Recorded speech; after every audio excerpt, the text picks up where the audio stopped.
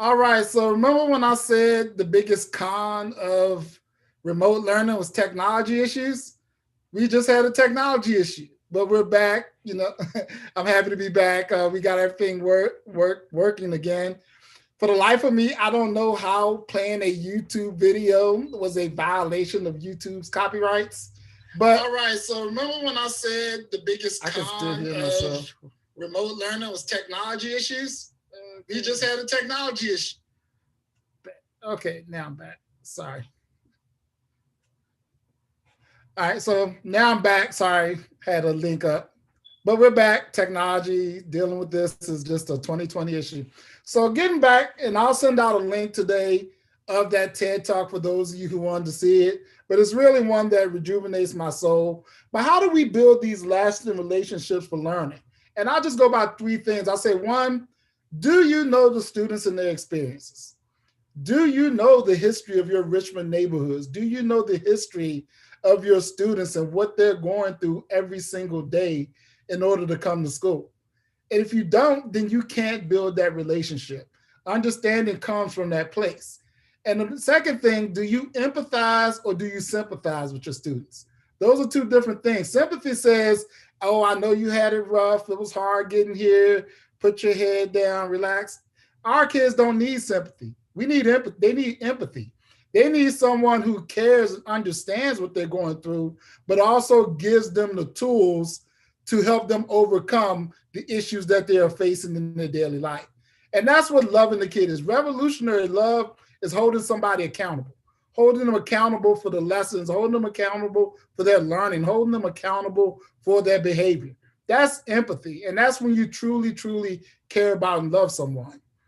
And do your lessons take into account your students and their experiences to make them feel good about themselves? Plain and simple. Do your lessons empower your students? Do your lessons have your students walking away with a sense of, I can accomplish everything? Sometimes it's not about right or wrong. It's about empowering your students to feel better, because there's nothing that's more important in your classroom than what students hear, see, feel, or experience. Trust me, they will remember the good experience over the lessons you taught. But consequently, if they have a bad experience, that will stick with them the rest of their life. And I want you to think right now, think of a bad experience that you had, whether it was kindergarten or whether it was 12th grade.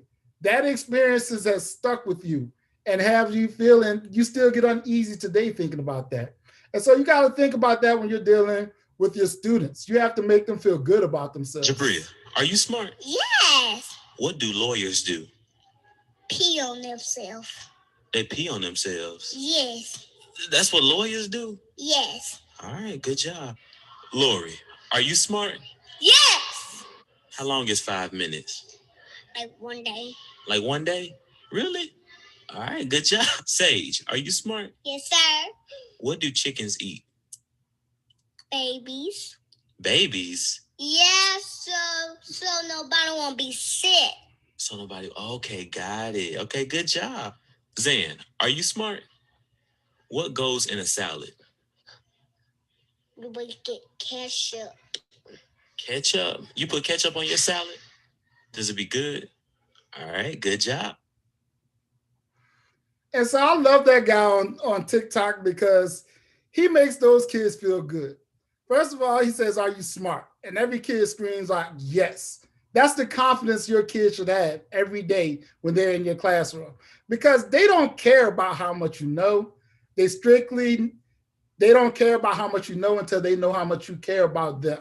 So our kids have to feel that loving, that belonging in your classroom every single day. You got to hype your kids up. If they get a wrong answer, be excited, but correct them in a way that doesn't kill their dreams. As Bettina Love says, we can't be dream killers in this business. We have to hype our kids up.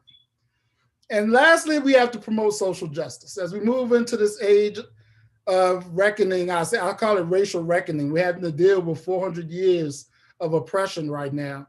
We have to understand that teaching is political. I get so frustrated when people say teaching isn't political. Well, all education policy is made by politicians. So teaching is inherently political. And so you have to promote social justice with your students. The approach to education has to include social justice because you can't teach and operate while ignoring the daily injustices that your students face. You have to talk about it. It's their life, it's what's affecting them. We can't just say, oh, put everything to the side and come to class and learn. No, the world around them is their biggest teacher. And as a teacher, you have to help them navigate through those experiences. I remember a couple months ago, right after the Breonna Taylor injustice came down, I had to speak at a college in Louisville, and I got a call saying, don't bring that up. And I told them, must not want me to speak, because how am I going to have it not bring that up when those students on their way to class had to walk through protests, had to walk through things on fire? You can't do that. And so as we move forward, you have to understand the importance of Black Lives Matter. Tu lucha is mi lucha, your struggle is my struggle. We got to provide diverse, inclusive spaces for all our students. There's nothing political about that. To quote Bettina Love again, if you can't say Black Lives Matter, you shouldn't be teaching Black children. Or I'll go take it a step further, you shouldn't be teaching white children, because we have to understand all of our kids bring an experience to the table. And we have to understand that experience if we want them to do well in life. And so the words of Dr. Ibram Kembe says, the word, you're either racist or an anti-racist. You're either against racism and everything that's part of it, or you're racist. You can't sit by on the sidelines. That makes you a racist. You can't say or support people who do racist things. That makes you a racist. It's not hard. You are either a racist or an anti-racist in this world. And as we move forward, white teachers, we got to start being accomplices and allies. See, the difference is an ally is somebody who watches the teachers of color do the work, or the students of color, and we cheer them on. You don't do anything, but you cheer them on. That we need more accomplices. Accomplices are people who use their privilege to break down the walls and the things that hurt our students, and help us dismantle some of the systems and empower our students. And so we need more accomplices. In the words of Fred Hampton, we don't fight fire with fire. You have to fight fire with water, meaning you have to fight hate with solidarity. You have to have a coalition of people standing together for the betterment of the world. And that's what teachers have to do. We need to build that coalition with our students, with our parents, with our community, to make the world and make their communities better places. And to quote Lerone Bennett Jr., an educator in a system of oppression, you're two things. You're either a revolutionary or an oppressor. So as we move into 2021, I want every teacher in Richmond Public Schools to be a revolutionary. I want every teacher in Richmond Public Schools to empower our students. I want every teacher in Richmond Public Schools to teach our students to break down walls, to kick down barriers that are in their way for success. And that's how we have a successful 2021. And so to close out, I got a little poem I want to read. Well, I'm not going to read it. I'm just going to let the poem play. But it's called The Night Before Christmas Break. Was the week before Christmas break, and all through the room, I had to teach kids that were in my class while I taught the other half on Zoom. Kids who were failing said their grades weren't fair, and I was trying very hard to act like I cared. I read the directions, but they couldn't have heard what I said because they were playing and looking crazy. One of them got back into bed. The principal asked to visit to see who took a nap. I say, no, I got it under control, because I knew that was a trap. I would love to tell the district that I get sadder and sadder, but when I look at my check, I see my feelings don't matter. Away to the window, I flew like a flash. I'm doing all this extra work and I ain't getting no extra cash. Now, what to my wondering eyes would appear? I got an email about a meeting. I almost shed a tear. No lessons, no meetings. I'd rather go fishing. My kids' work must have got kidnapped because all the assignments is missing. To the top of the porch, to the top of the wall. Between the pandemic and remote learning, I'm super sick of it all. And this Christmas will be a very tipsy Christmas for me. Thank you all today. I just want to say, have a safe holiday. Please, please be safe. We don't want to see another spike. And before we end today, we have a special guest who wanted to say a few words to everyone today. That is our illustrious leader of the city of Richmond, that is Mayor LeVar Stoney. I like to call him an education mayor because in my 20 years in Richmond, we've never had a mayor as dedicated to education as LeVar Stoney. And so we truly, truly have leadership in the city of Richmond who cares about our students and cares about their education. And without further ado, our mayor, LeVar Stoney. Thank you, Rodney. And it seems like every time we do an event together, I always have to go after the best teacher in the United States of America. I don't know how I end up in that position, but it always happens. Rodney, thank you so much for your service, and thank you for your role that you're playing now here in Richmond Public Schools. And I just wanted to just take a minute just to say thank you to our teachers as well. You know, it has been a tumultuous, challenging, add any adjective in there in terms of how tough of a year it has been. Since March, we've had a challenging year, but the one consistent theme I've heard is that our teachers have stepped up no matter the circumstances, particularly around this whole virtual learning, to adopt and to adapt to it quickly in March and still be doing it today. This is something that cannot be measured in gold stars or in gift baskets right now. You all have gone above and beyond for our students in this most difficult time, and I'm just here to say thank you.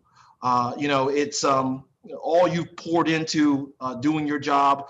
That's not in the classroom today, but you poured in so much right now. I just want to remind you that you also have to remember take this opportunity during the Christmas holiday, the holiday season, to actually take care of yourselves as well. Find that time to get some rest and to relax a little bit, but also to be with family in a very safe way during this pandemic holiday we're about to have. I was looking at watching Rodney's presentation, and I think Rodney said something about what we do in the classroom, the experiences that we have with our students are long lasting. They last for a lifetime. And the holiday season always brings back to me something I'll always remember is when a number of my teachers in high school, there were teachers and coaches and a guidance counselor all summoned me to the locker room one afternoon because word had gotten around the school that my father had lost his job and that I was not going to likely have be able to enjoy Christmas with my family. And those teachers were gathered in the locker room. They had a envelope for me. They gave me that envelope that was filled with more than a few hundreds of dollars to provide a Christmas for my family, my grandmother, my dad, and my brother at the time. That's a story I tell every holiday season because I will never forget it. I've always stated that teachers were the first to see something in me, which at the time I didn't even see in myself. And it's that sort of paying it forward, that sort of service that still drives me today, remembering those teachers who went above and beyond when they didn't really need to.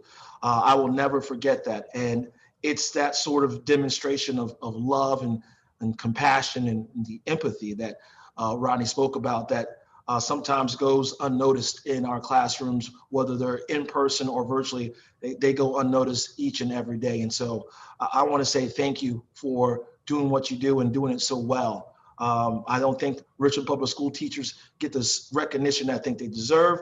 Sometimes that goes out to the counties, and people don't understand what you all do for our children each and every day, children who are coming from very, very challenging situations at times. You are certainly not only our game changers, but you're our lifesavers as well. And I want to thank you for what you've done here in 2020 and on to 2021. Thank you. If I may, I just wanted to say thank you to Mayor Stoney. As Rodney said, the mayor has truly been the education mayor, and we speak every week, and I've never asked for something and got an answer of no. There's always been, how do we make it happen for the kids of Richmond? And so I just want all of our teachers and support staff, everybody to know that you have a real friend and ally, a supporter in Mayor Stoney. And as you can tell from his comments just now, it's not just about policy, it comes from the heart. He cares deeply about each and every one of our students and all of you. And so in this season of reflection and preparation for the new year, I just want you, Mayor, to know how grateful we are to you, to your leadership, and all that you have done and continue to do for the children and youth of Richmond. So thank you. And we wish you some time to rest and recharge as well. As you head into your second term, we're excited to work with you and accomplish even greater things for RPS. So thank you.